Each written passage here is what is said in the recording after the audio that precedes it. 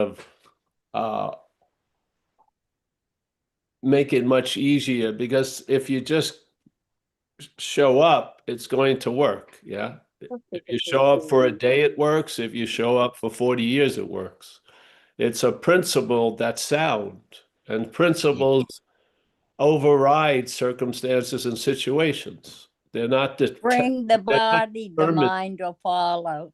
Yeah, and they're not determined by circumstances and situations. They're determined by the principle. And so you rest your hat on that, and then you see that you can travel lighter every through each day and face life successfully for a day or for 40 years. It's just the same. So the thing with me with this idea was I'm in a thriving community, San Francisco area, must have more than 600 meetings a week. And I just was not hearing a clarity about the exact nature of the wrong. Yeah. Seriously. And then, Yeah. and you want to have some support for people who get a sense that they're possessed or something has taken them over or it's a demonic thing. You want to really have a platform for that to grow instead of it just getting drowned in the tub, and then constantly blaming yourself for everything.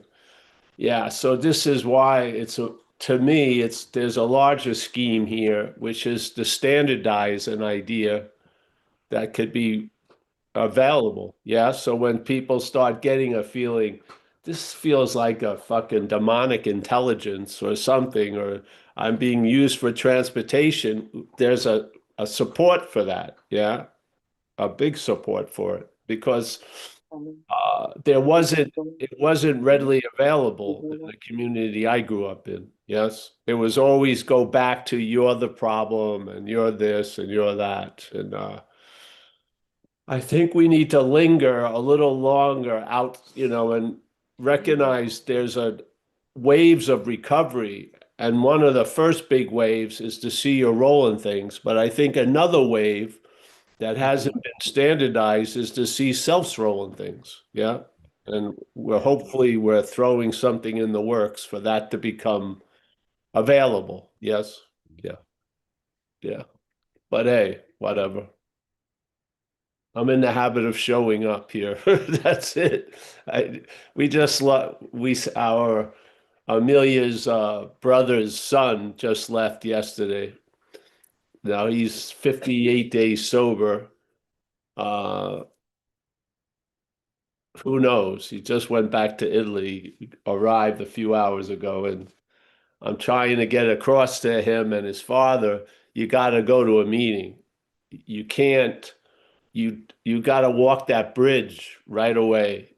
You can't say, oh, I'm gonna chill and no, because the head wants to take you for that ride. Yeah. Yeah. So, and I saw with him because it was close up, the distinction of being dry or being physically sober and recovery. There's such a huge difference between not drinking and recovery. It's unbelievable. The not drinking can be enforced, yeah, if you can control the environment and everything like that. But the recovery is where the relief lies, yeah, so that there, you'll be content and satisfied, and you won't have the launching pad for the disease. You won't be that launching pad for it to take off at any time. Yeah, yeah. So I really, really appreciate the program of recovery being different than not drinking. Yes, very, very big difference. So, and in the program of recovery, you got to get down to the exact nature of your wrong. Not drinking, you may not have to. Yeah. You can white knuckle it and keep you thinking you're doing it all. But in recovery, it's imperative that you see the exact nature as wrong as foreign to you so you can actually be free from it. Yeah. Yeah. That's a whole different ball game than not drinking. It is. Now, in that ball game, the requirement is to not drink. It is. Or the system is too scrambled. Yeah, it doesn't work. Yeah. So the first requirement is to not drink, but then after that, it's getting down to the exact nature of the wrong and the causes and conditions. Yeah. And a lot of people, when you meet them, uh, they're used to being on the surface. They're very surface oriented. Yeah. They don't know a storm's coming until they get wet. Yeah. And this is the recovery is about recognizing things before they happen, not recognizing it after it happens. Because if you call the person that you're working with after you drink, it's much different than calling them before you drink. It's hugely different. So after they drink, it's the same old, same old. You got to go to a meeting, do this, do that. Yes. Before they drink, the possibilities are huge still. Yeah. So, yeah. So, all right. What else? I guess we started already, but who's running it today? Who's running the show? I am Paul, and I'm sorry. I guess I had some internet problems and dropped off for a minute. Oh, all right. Well, we basically You started. ready to go? Yes. All right. Well, um, welcome everyone to the Reflections on the 12 Steps. I'm Kathy, and just a friendly announcement. This is not an AA meeting. This is just one member's view on the exact nature of the wrongs that's described on page 64 in the big book and the solutions contained within. This is not an all share meeting, but there will be shares.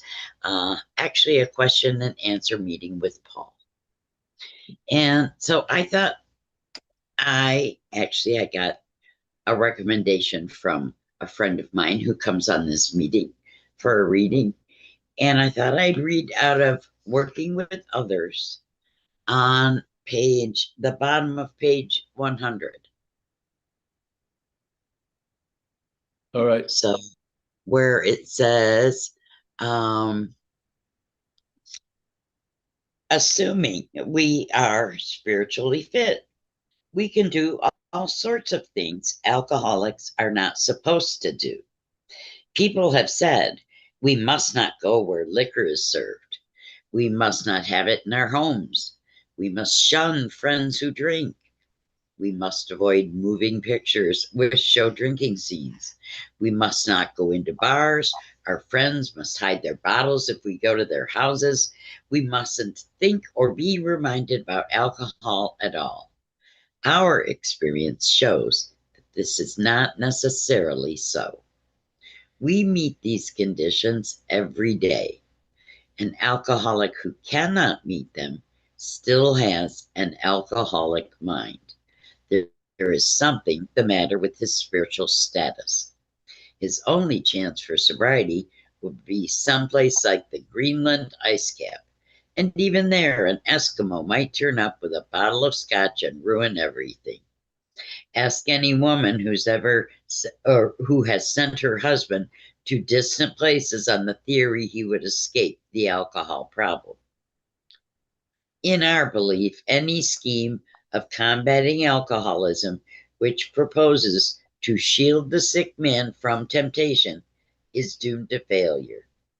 If the alcoholic tries to shield himself, he may succeed for a time, but he usually winds up with a bigger explosion than ever. We have tried these methods. These attempts to do the impossible have always failed.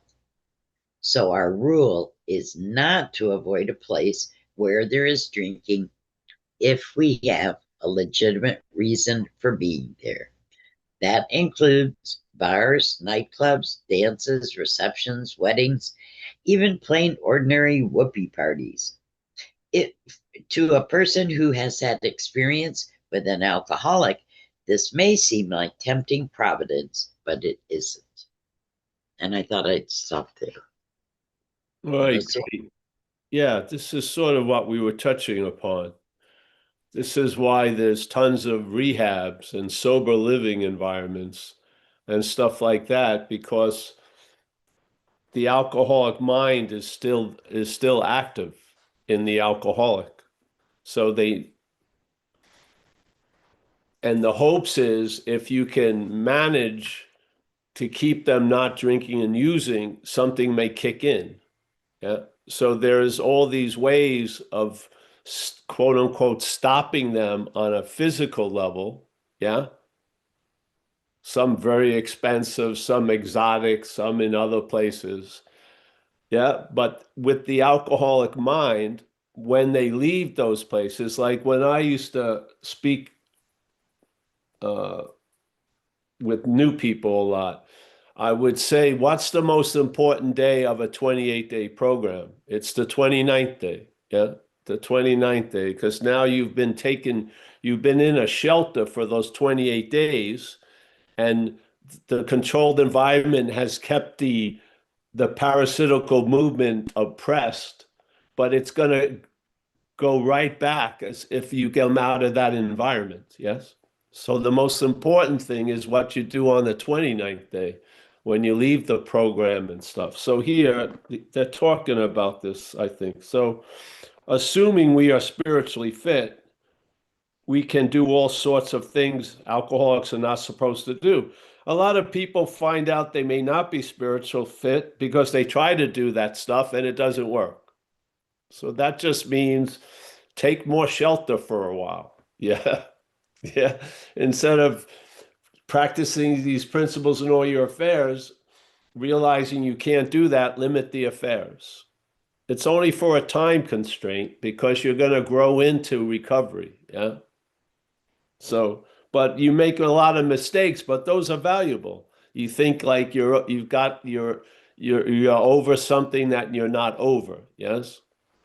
So, assuming we are spiritually fit, we can do all sorts of things.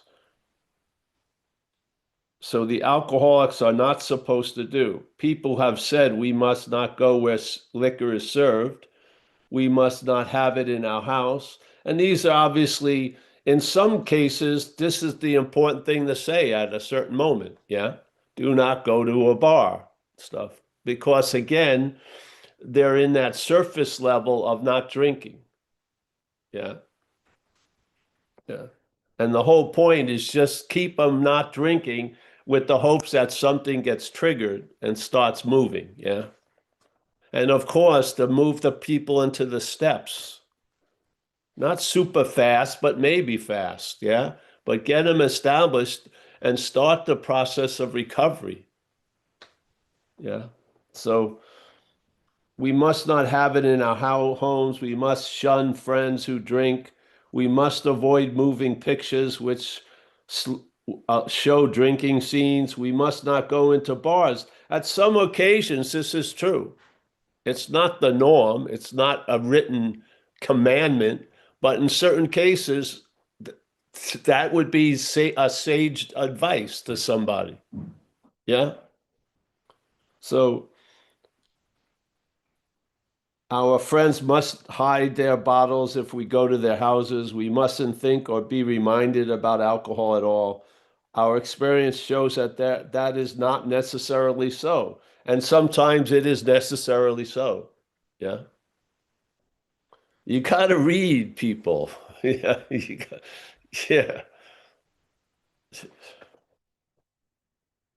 We meet these conditions every day. An alcoholic who cannot meet them still has an alcoholic mind. There you go. What are we trying to recover from? Not the drinking, but from the alcoholic mind. Yeah.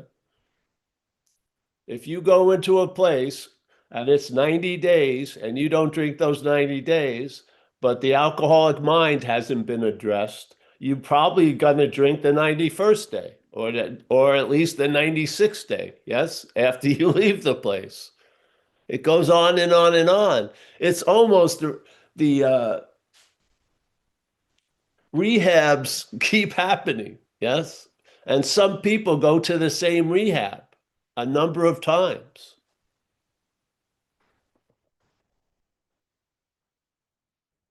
And it's against the interest of the rehab as a business to point out to them, you've been to this rehab 5 times. Yeah. You've got to get launched into the steps or something. Or you're going to be in another one a 6th time. And that's okay if that's what it takes. But to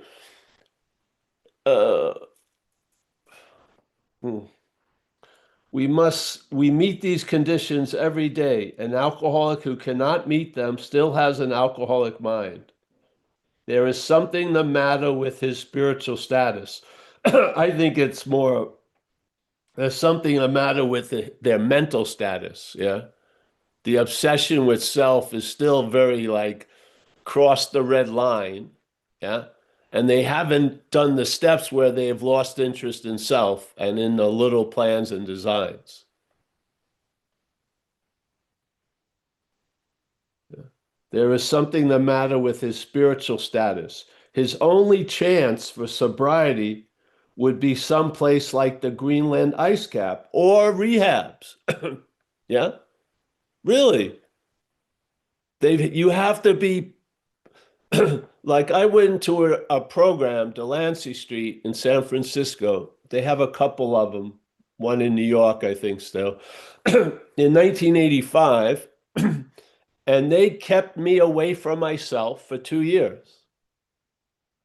The alcoholic mind hadn't been addressed completely, but they controlled the environment.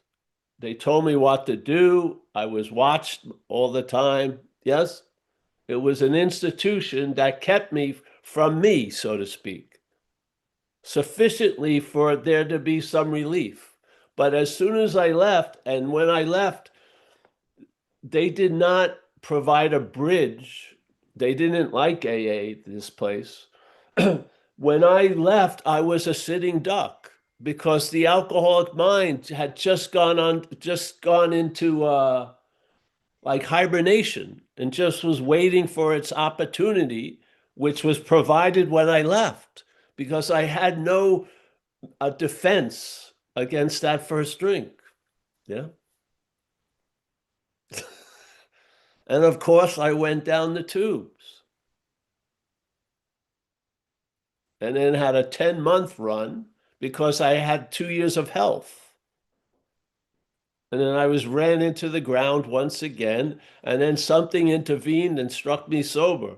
Or if it hadn't, I would have probably kept going into institutions and jails, yeah, where the alcoholic mind would be controlled, but there would be no relief from the alcoholic mind.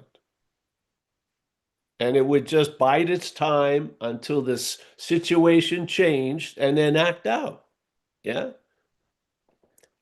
It would issue its command. I would follow with abject civility, with spiritless civility, and once again, I would pick up the drink or the drug, only to have a future of going back into another rehab or institution.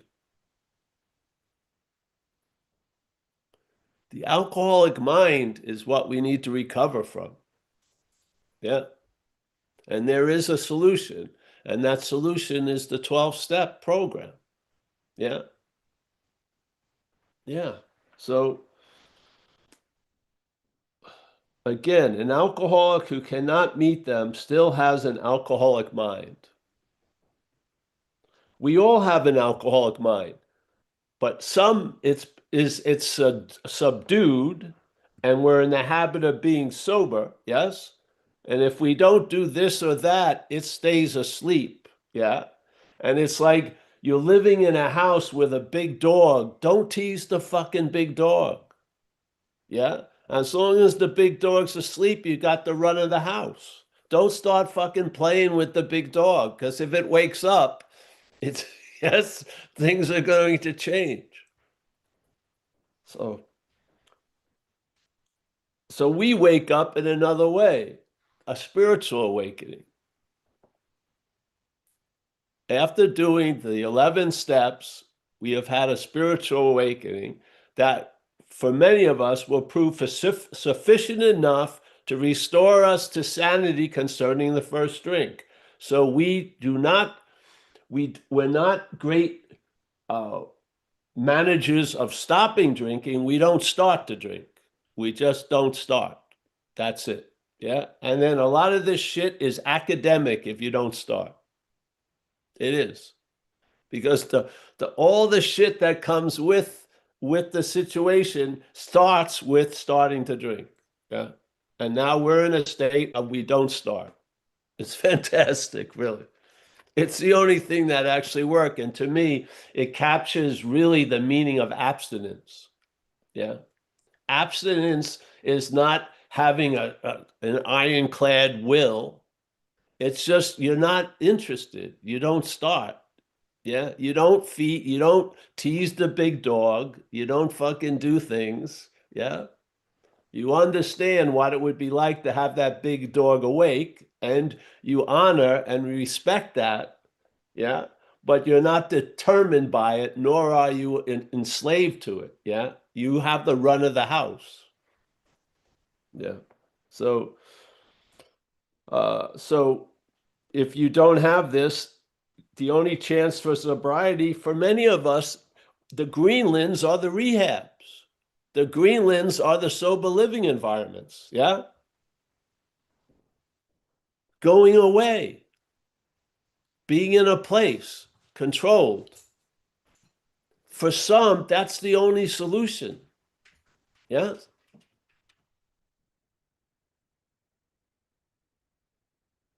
And it's become a huge business, obviously. Rehabs are waiting to catch you for a 28-day affair. Yeah. And most of the people will not drink in those 28 days. But what happens at the 29th day? Yeah. The steps have to be, the difference between not drinking and recovery needs to be pronounced. Yes. Because there's a huge difference in it. All right, so we meet these conditions every day. An alcoholic who cannot meet them still has an alcoholic mind. There is something the matter with his spiritual status. His only chance for sobriety would be someplace like the Greenland ice cap or Delancey Street, yeah, or jail, yeah, or whatever. Tons of them. There's tons of them. And even there, an Eskimo might turn up with a bottle of scotch and ruin everything. Yeah, you have a roommate, the roommate goes out sneaking something, and it's like an infection. It goes through the whole house. Yeah. And then the one or two people who are enthusiastic get overwhelmed, yeah, about recovery. Yeah. And it becomes toxic in a way.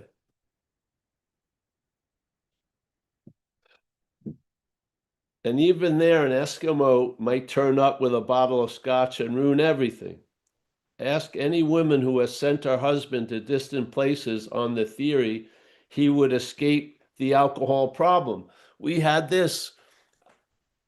Our nephew came from Italy, yeah, to try to be sober here, yeah.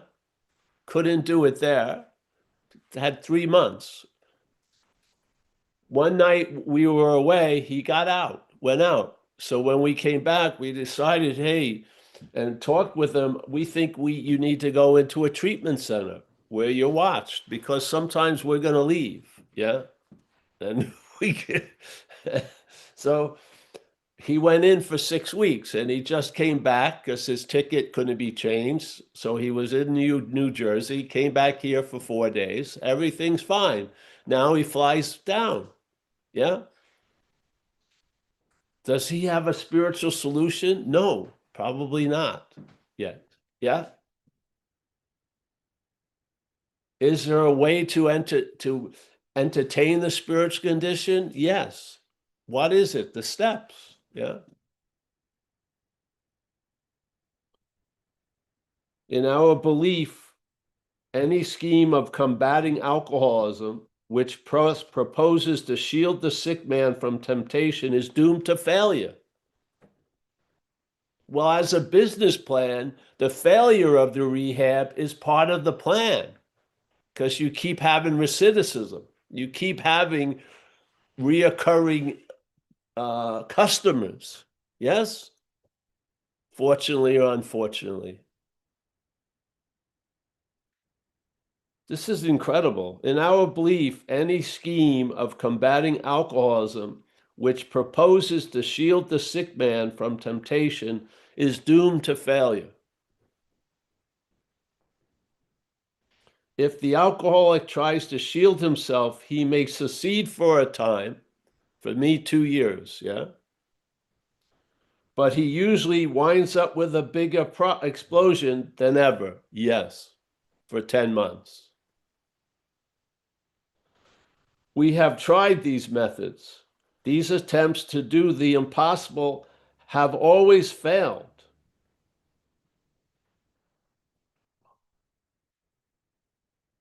In a lot of cases with us, it's gone to harm reduction. Yeah. So let's put people in places to keep them out of trouble and to keep them making trouble. Yeah. Is that a solution? A temporary one. But we're talking about a solution. Yeah. A solution to the alcoholic mind. So someone who needs help will end up being helpful to others. Yeah. Someone at a certain stage, they're the one that needs all the help they can get, but it's not going to stay that way. If they receive the help, they're going to be turned and they're going to be used to help others. Yeah. As they're being used then, right then, but they're going to play the other role of being the one who's helping the other person. Yes.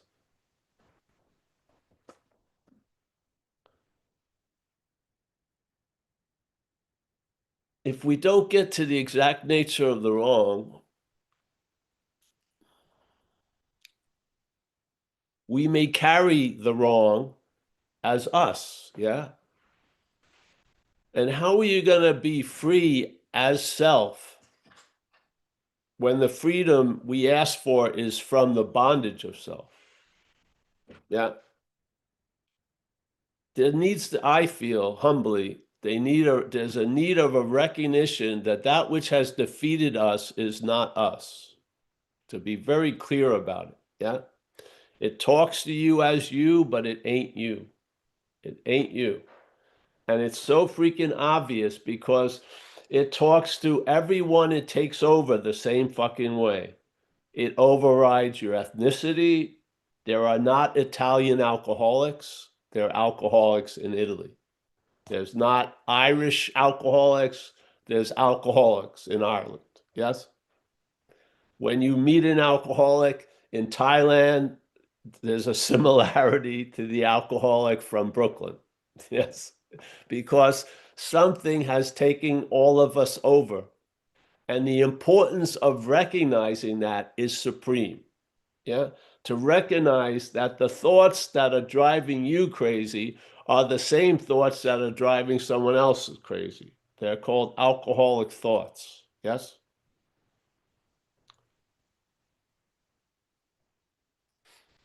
How are you going to be free from something as that something? It can't happen. Yes. Trying to be free as self from self runs into self can't get out of self. It's just that freaking simple. Every time I shot coke, I was trying to get out of self. And I'm here to tell you, you can't get out of self as self. It's no, it's just, it's impossible. So this is a clarity about the exact nature of the wrong. It's foreign to us. And if it is foreign to us, we can actually be free from it. If it's you, you're going to try to be free as it, which isn't going to work. Just like they say here with these places that are there to manage and control you. You can't be in a rehab for 30 years, probably. Yeah. You don't have the insurance policy to supply the money for a 30-year rehab.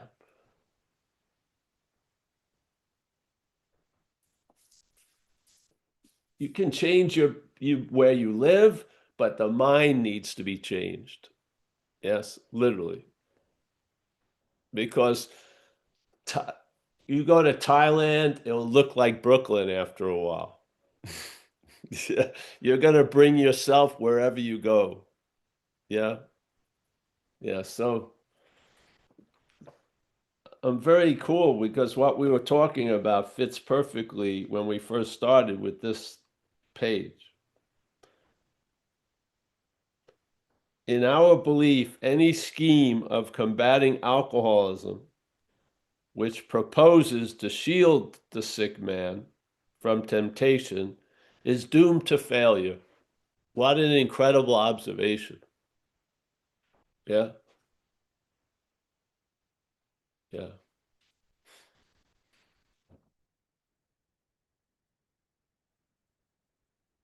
Well, if anyone wants to share stuff, we go back to page 64 in this meeting. It's probably what we emphasize the most, which is during or around the time of the inventory, the recognition that self, being convinced that self manifested in various ways is what has defeated us. There's a clear separation of self and us in that sentence. And it basically says, if you're convinced of that self is what has defeated us, we will now look at its common manifestations. And the resentment, the inventory starts with resentment. And from this understanding, resentment is a manifestation of self in one's life. It is not yours. So, and when most people speak about resentment, they call it my resentment or my fear or my harms done to others. This is the bondage of self. You're bonded to self because you're taking its manifestations as yours. It's that simple. And we're asking to be relieved of this bondage of self so that we can recognize, yes, there are resentments, but they're not mine. Yes. A resentment has me more than me having a resentment. Yeah. Yes. So to see what that word my means is a transfer of meaning, unbelievable. Just like if you meet a girl or a guy and you're really having a lot of fun with them and all's going well, and then one night the head christens that girl your girlfriend, and then a week or two later you're up on stalking charges. Yeah, because you want to know what your girlfriend is doing 24 hours. And I have the right, because it's my girlfriend, to break into her email or something like that. The difference between the girlfriend and my girlfriend is incredible. Yeah, the same thing. The difference between a resentment and my resentment is incredible. Yeah. Yes, and this is a subjective experience. There is no hell located anywhere. It's in the head, yes? People could look like they're in heaven, but be in hell because it's in the head. Yeah, this is a subjective event. And we're open, and we're basically being led by an interpretation, and that interpretation is an extreme self-centered view. That's what it is. That's active alcoholism, an extreme self-centered view. You think you're very sensitive, but you don't give a shit about others. Yeah. But you're thinking I'm very sensitive. No, you're not. You're very sensitive about you. You're not sensitive about others. You walk all over them. Yeah. Everything in the head, the end justifies the means. Everything. Yeah. I'm sure, I know you shouldn't do it, but I can do it. Yeah. If I do it, it's okay. If you do it, man, that's terrible.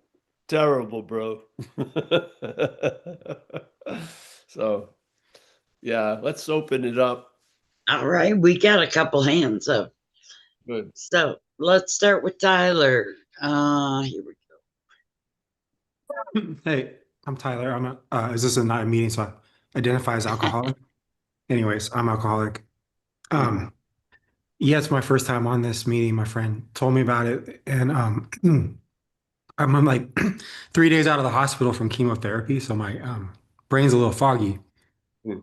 But this passage is incredible that I logged on and read this with you guys because it's so relevant to me.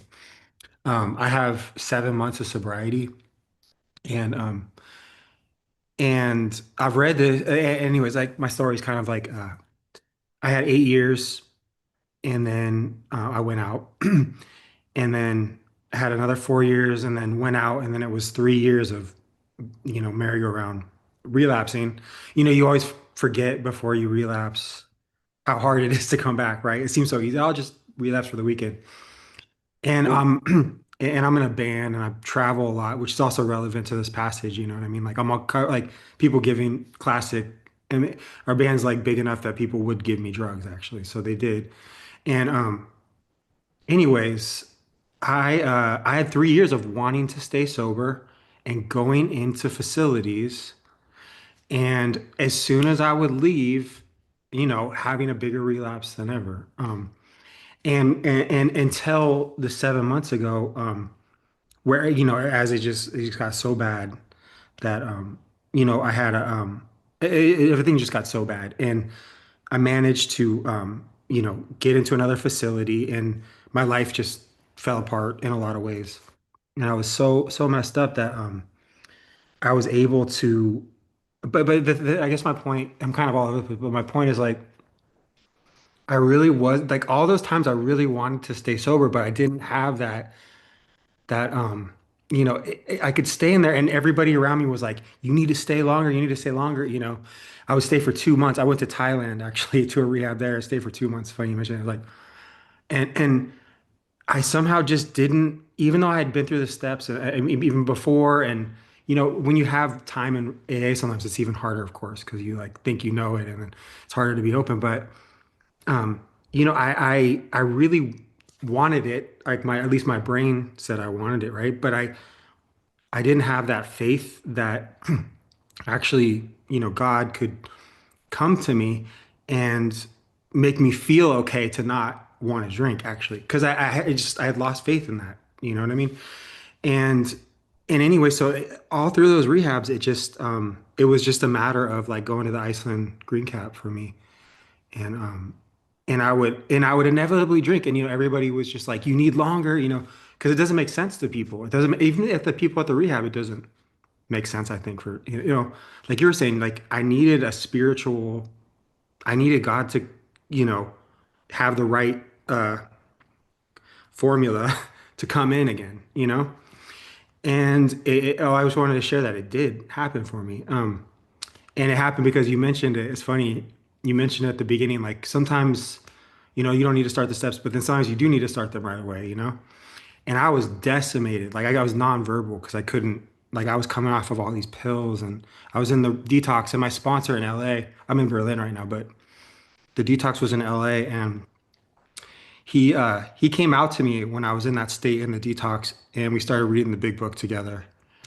And it was enough that decimation and desperation, and him just simply reading the big book to me, like in that and relating to it, allowed me to like kind of forget all the other experiences I had with AA and just be there and be present. So it was really helpful. I want to say this, very helpful for me to be in that state in the rehab and have that experience with my sponsor. And I got struck sober. Like you said, like I have like the obsession was then lifted, and and like yeah, I just don't know what to say. It's just so funny because I just had to share because I related so much um to this concept, how it just doesn't work. And what are you supposed to do? Like what are you supposed to do when somebody's in the rehab and you're just not ready to have God come? I mean, sure, you can, I don't know, you need somebody that's there that's going to transmit it, I guess, to you or something. I don't know, it's just like there's only so much you can do, really, right? Mm. I don't know. That's another thing. I guess that's my question is like, because I feel bad. I'm like, was I being an asshole? Like, I really wanted to stay sober, you know, and all these people are like, why don't you get your head out of your ass, you know? But I guess I wasn't ready and how can you get that readiness even if you're in there for 90 days, you know? Yes. I mean, Well, anyways, that's what I was just a little spiel, like kind of foggy brain, but it's great to read that. well, I think, you touched upon something which is faith, yes? And Hmm. when someone says they don't have any faith, there's faith in that. Yeah. So Hmm. the AA situation says Hmm. where we find ourselves is all based on faith. Yeah. And when I was read this, when I got sober, I realized that there was great faith in the thoughts I was having. Yeah. And the takes on myself and people and everything. Hmm. Incredible faith that led me to countless bottoms after each other. Yes. And the whole shift of recovery, not stop not drinking, but recovery is to allow a transfer of the faith in finite self to the faith in the infinite. Yeah. Whatever Right. that is. Right. That could be getting struck sober. That could be a lot of ways, but there will be a shift of faith where now the thoughts that you relied upon will become very suspicious to you and stuff like that. Yes. Right.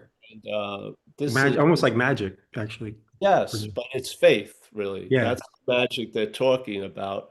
But the faith is going to manifest by the vehicle it's put in. So I saw what faith in the head could produce, and now I've seen what faith in the higher power can produce. Yes? Hmm. Yes, because I've lived under both. I had great faith in self, and I've seen what that could do, and now I've had great faith in the higher power, and I've seen what that could do. Yeah. But what allows it to be done is faith, and we represent faith. Yeah. Yes. The Hmm. head wants us to be only rely on it. Yeah. And in that self-reliance, that's actually the cause of all the mental anxiety turning into fear, really, is faith. Hmm. Faith in self is self-reliance. And self-reliance is what causes fear in most people. Yeah. A fear that's not based on an event right happening now, but is made up by mental anxiety. Yes. All of that power has no power unless there's faith behind it. So this is a transfer of the faith from finite self to the faith in the infinite. That's what the program is. Yeah. You can't do it, but it can happen through you by this power. Yeah. So, yeah, it's nice to see you, Tyler. I'm happy Hmm. to meet you. Yeah. And we have Tim coming up. Yeah, thanks, Tim. Hold on.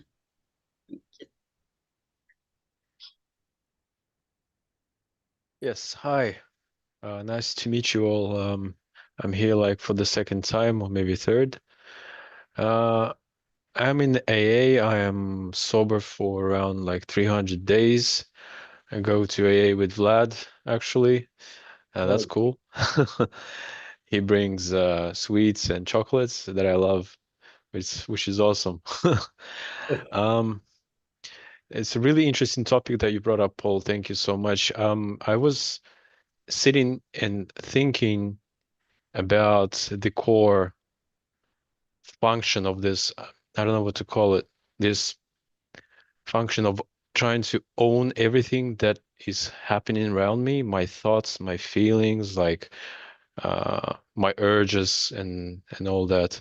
And when I turn and look at it, I don't understand, like I don't see myself in it, the the real self, I guess. I don't know. It's just emptiness and nothing. I cannot find anything. So but when I'm actually paying attention, when I'm not, I'm caught up in these feelings, these urges, all these things that are happening in my head. This and I lose this attention. I lose this what is it? Well, consciousness, I guess. And I see that I see what the head is trying to do is get me to be caught up in all these things, and I believe it 90% of the day.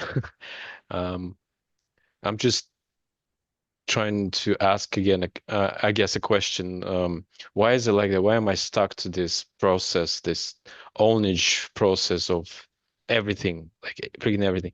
Is it because I'm like a mother trying to protect this child, or is it like I'm just afraid of being nothing, I guess? No, what it is this bondage of self, and it's changing. So maybe it's 90% now, and it's going to go down to 89 and 88, and you're probably going to be the last one to gauge it or to know that it's happening. Yeah. Yeah. So you're in the middle of a process, and there is no end in sight. So you're feeling that sense of clarity and then seemingly going up the ass of self. The time spent up the ass of self is going to diminish, and the time spent feeling that sense of serenity and peace is going to grow. Yeah. It's not your job to witness it, yeah, though you will observe it. And this process progresses in time. Yeah. In AA, we have a big thing about saying the disease is doing push-ups in the parking lot while you're sitting here or something. But I humbly believe the recovery progresses at a much faster rate than the than the other thing. Yeah. So you're just describing the world of seemingly so. Yeah. At one moment, something appears to be true to you, that everything is cool and there's emptiness and everything like that. The next moment, a lot of shit's appearing to be true to you, that you're completely up the ass of self and completely engaged with ownership and stuff like that. Yes, that's what's going on. The traveling lighter is when that percentage shifts, which it's in the process of doing. So instead of 90% up the ass of self, you're up 80% up the ass of self. And as a subjective experience, that's huge, truly huge. Yeah. And it's like a great master said, your head is in the tiger's mouth. So you're already in an act of a process. You're being worked on. Yeah. Tim, you're being worked on at this very moment. In this event, you and I are being worked on by a power greater than what we can understand or comprehend. Yes, that's what we're under. We're under an incredible influence that has a much larger view than we could ever imagine. Yeah. And now we have grown into faith with this view because of how it's treated us. Yeah. We've seen minor miracles, we've seen this, we've seen that. And in my case, I truly was living that no human power could relieve me of my distress. Yeah. Yet something struck me sober. And then that day I got struck sober, it introduced me to the way of life that was going to extend that miracle for now 38 years. I'm very aware of that. I'm very aware that something did for me what I could not do for myself. And I have great faith in that power that did for me what I could not do for myself, nor could any other human power do it. I have great faith in that power. Yes. You may need 800 demonstrations, maybe you need one demonstration. To me, that was a pretty huge demonstration to relieve me of the bondage of self, or to cause the problem not to exist for me anymore, is an awesome effect. Yeah. I know it did not come from the head. So we call it spirit. So, yes. So you're in a process. Uh, when sometimes there's an observing of things, you think you've stopped and everything is stopped, but you're constantly in a movement. Yeah. So your observing is defined by the moment and this condition that you're in at that moment. You're going to have a much larger view. Yes. Yes. Yeah. Just know that you're being moved.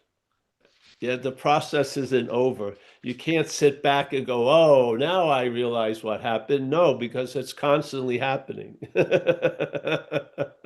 It's constantly happening. Yes. Yeah. So there'll be a transfer of faith from finite to infinite. Yeah. And there won't be more seeing, but there'll be seeing more. You'll see more, and you'll see a whole lot of what you're not. Yeah.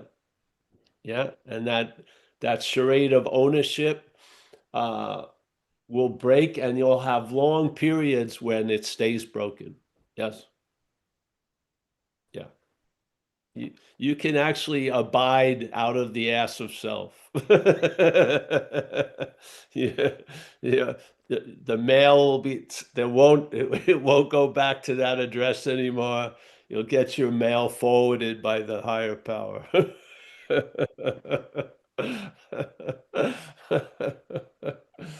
Yeah, so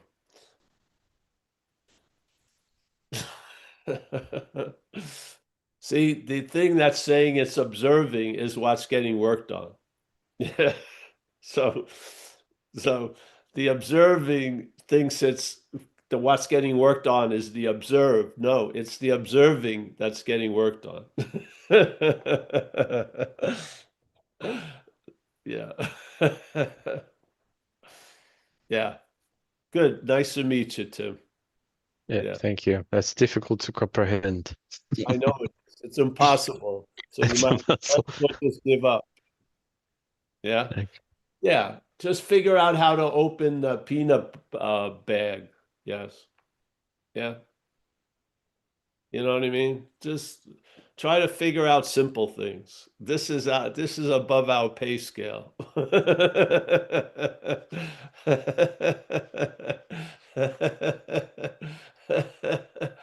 We're driven by the wind. We don't have to know the wind. We can be intimately feeling the wind because we're being driven by it. Yes? In a way, losing the sense of being driven by the wind uh, is when you're trying to understand the wind. Yeah. When you're just being moved by it. Yeah. That's the true knowledge, really, I feel. That's the true knowing. Yeah. I don't care. I don't have no idea why or what. I feel something. Yeah. And I have a complete, hey, Lola. Oh, all right. Yeah. I have a recognition truly in the big book. It talks about us and it says, no human power could have relieved us of this situation. And I am convinced of that. And yet something did relieve me of that condition. Therefore, it must not be a human power. Yes. So you're never going to meet it. You're going to feel it. Yeah. Can I ask another question, please? Yeah, sure. Yeah. So, what you're describing, could it be just described similar to, let's say you have some sort of passion that you love doing something so Yes. much you completely lose sense of time and yourself. You're just in the process, like flow kind of state. Is that like what you're talking about? Just letting go and being like in this process or whatever's going on all the time. Letting go, because letting go implies there's a holding on. I don't believe there's a holding on. So after a while, there's no letting go. And you're just under the influence of something. Yeah. Just like water and a fish. Yeah. I bet you most fish, probably almost all fish, have no idea they're in water. In this case, the fish now knows it's in water. Yeah.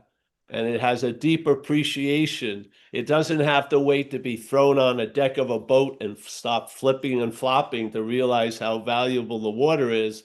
it has a great appreciation of the water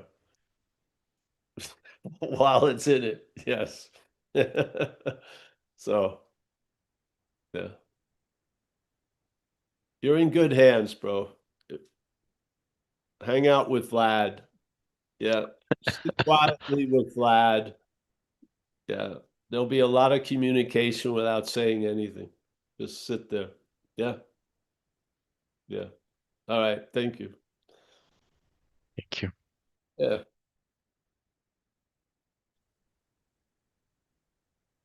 No more hands at the moment. Well, we can start saying goodbye. Mickey, I hope you're well, Mickey. Yeah. You never leave, even though I don't see you for a while. So it's great. Like that. That was cool. Yeah, There's a hand up. higher power speaks through vibration. Just told you something. Yes. We do have another hand up.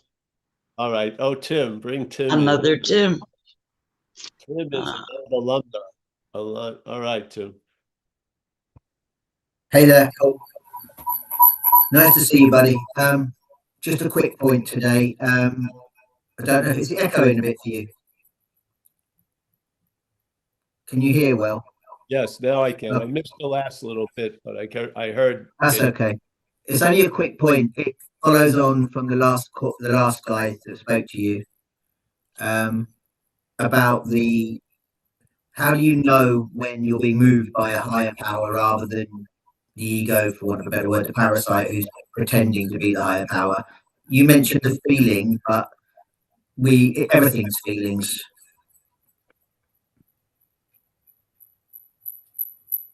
Yes. Yeah. So how do you know when? Well, then every feeling represents something. And after a while of being felt in one way and being felt in another way, you get to see a difference. Yes. Yes. Not a feeling like my hair is standing up, an intimation of something. Yeah. That when it's noticed, it brings a relief and a be still and no struggle, where the head, when there's an intimacy with the head, it usually triggers an irritability, a restlessness, and a discontent. Yes? Agitated. So after a while, you can feel what's moving you by how it feels. Yes? Yes? And so if you have the ability to enjoy peace of mind, you're under the influence of that higher power. Yes? If you can't sit still and you have these incredible plans, but you won't share it with anyone else, you're being driven by the head, probably. Yeah? Yes. So after a while, like it says here, assuming we are spiritually fit, we can do all sorts of things. Now, a lot of people assume they're spiritual fit when they're not spiritual fit. And so they learn the hard way. They try to do things like they go back to the club and stuff, and then they get loaded. Yeah? But they were assuming something. After a while, the assuming doesn't miss the mark. Your assumptions are correct. Yes? In the beginning, you may assume something is so and it's not so, but that gets corrected as you go on. Yeah? Yeah. So if you're a conscious, let's say, sail, you would know where the wind's blowing from, yes, after a while, wouldn't you? Even though your whole life as a sail, you've been blown by wind, you would recognize something after a while because you're cognizant. There's consciousness. Yes? Yeah. Yeah. So you can be touched by something that is not a thing. And you can be conscious of a touch that doesn't come from a thing. Yes? Yes. So feeling is you know, it's like a scattering definition, but there's vibrational levels of feeling. Yeah, there's a feeling that produces an ease and comfort. Yes, and then there's feelings that produce an anxiety and agitation. Yes, what you're feeling through that feeling is what's before it. Yeah, and this some is how you know what's before it is by how you're feeling, in a sense. Yeah, you feel a new power flow in. You can enjoy peace of mind. Yes, you understand the word serenity and know peace. These are feelings that have information in them. Yeah. Yes. So, yeah, that's okay. Yes, good. All right. Tyler has his hand up again. Tyler, all right, let's go. Yeah, You only get 2 questions a year, so well, I him guess and Tyler I'm will gonna go spend all out my with drink tokens. silence for the next 364 days. Right All on. Well, this is going to be worth it, I think. No, I'm just kidding. But right.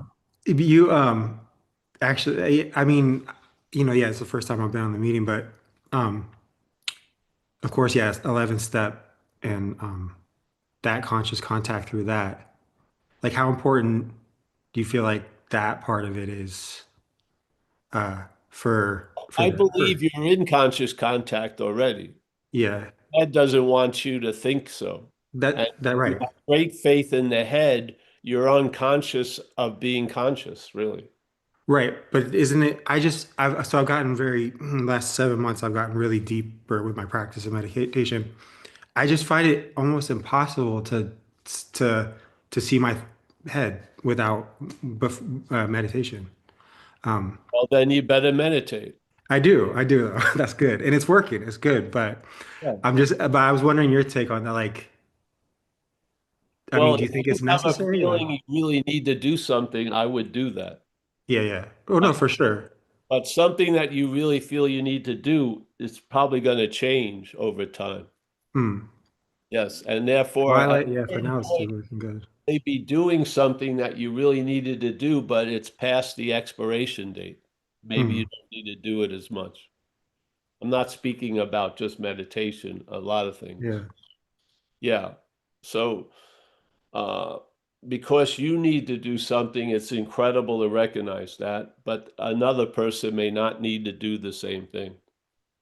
Yeah. Because the whole point isn't to meditate in prayer, it's to improve one's conscious contact. That's the intention. Now, they suggest those two things because they're traditionally uh, suggested by a lot of movements which are trying to lead you out of the head and more into another condition.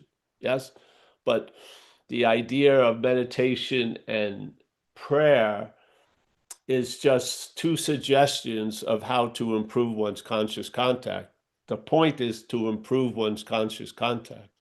Some people find walking in nature does that, or swimming, or surfing, or whatever. Yes, and after a while, every moment you're alive is improving one's conscious contact because you're in the act of being conscious.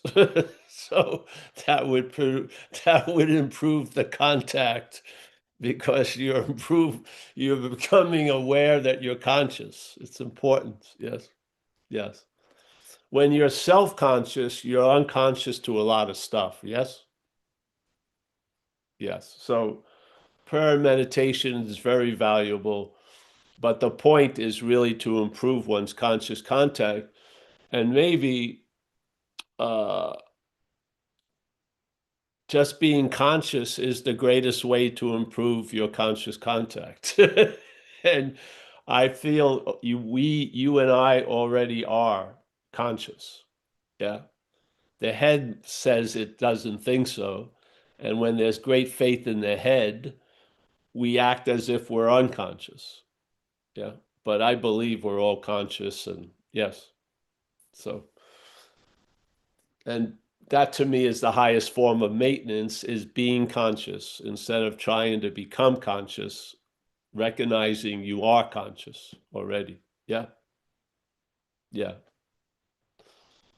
So, but yeah, I did a lot of meditation, went to Asia, did retreats, I did a lot of stuff in the pursuit of improving one's conscious contact. Yes. And I learned a lot. And now I'm just a member of the dog shit awareness school, really. There's just no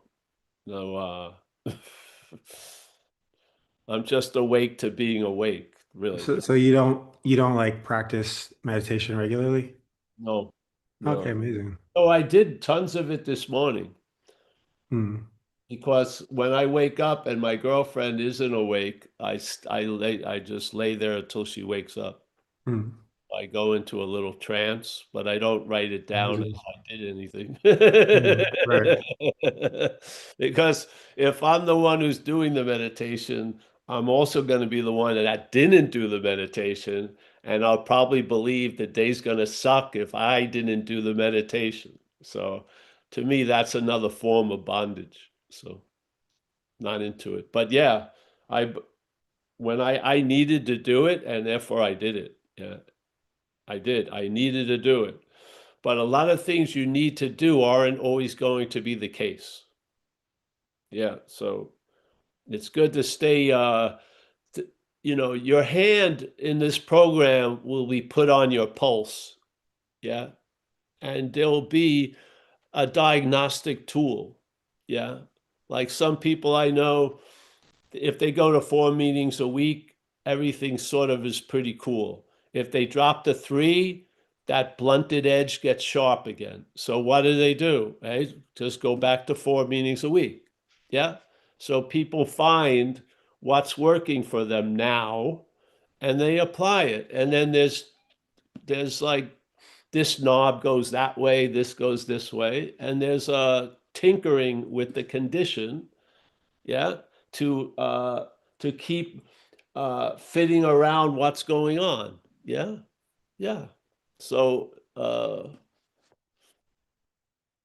yeah, the idea is doing without the doer instead of the doer thinking it's doing everything. The doing happens without the idea of the doer. Yeah, therefore there's no ownership, as Tim was talking about, and all the side effects of the ownership don't show up. Yeah. You're in a state of humility where I don't believe really I'm doing much. That's the point. And I saw that in AA when I was used to speak in front of people. It was never me speaking. It was obvious. Yeah. And that has spread into a larger idea. Yeah. Yeah. So, but right now, we're in this loving presence, as it says in the tradition, of a loving presence is expressing itself through our group conscience, man. I'm right now in conscious contact with that.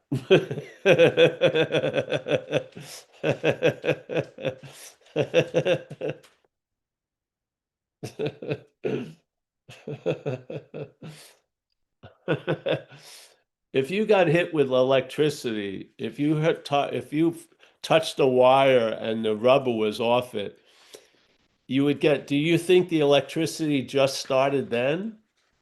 It was flowing all the time. Yeah, you just touched it without the insulation, so you get the shock. But it's not like there wasn't electricity. It's always vibing. It's always, it's just being conducted. Yeah. So it's not like, wow, that electricity came up and bit me in the ass. No, the electricity is constantly on. Yeah. Yeah. So the conscious contact is similar. Yeah. You're in contact with something that's always in contact. Yeah. You're conscious of a contact that's always in contact. That's that's what happens. Yeah. Let me take a break and get back into the conscious contact. No, you're never out of the conscious contact. You may seem to believe you're out, but you're never out. You're never out. Yeah.